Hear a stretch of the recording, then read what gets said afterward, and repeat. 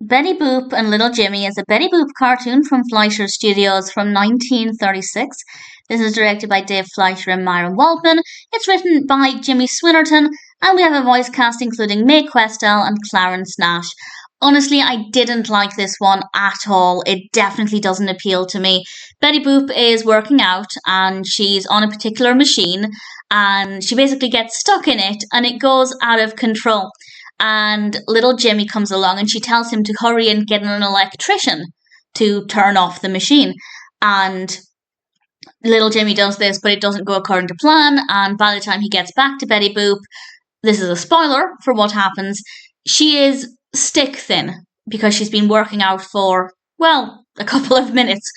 And the visual aspect is certainly interesting. It's interesting to see Betty Boop looking like that. And I do like the fact that there is a message here that that's not a size Betty Boop wants to be. Although it could be a bit insensitive because there are people who are naturally very thin and struggle to gain weight. And Betty Boop looks at herself in the mirror and laughs at her appearance, which is not great. And then she ends up becoming quite large, which is not the direction I thought it was taking.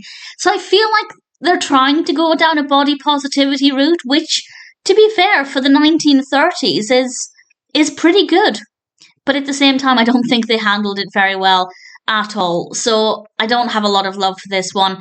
I also really didn't like Little Jimmy as a character. I just didn't get on board with that character at all. I believe this is the first time I've seen the character. I don't know if they appear in any others. I wouldn't be too bothered if they do. Needless to say, I'm not a huge fan of this one. Betty Boop and Little Jimmy is not great. I didn't love it. Some of the animation is okay. Little Jimmy, not so much. The songs that Betty Boop sings, Keep Your Girlish Figure, it was fine. I'd say it's borderline okay. I don't hate it, but I definitely wouldn't be watching Betty Boop and Little Jimmy a second time.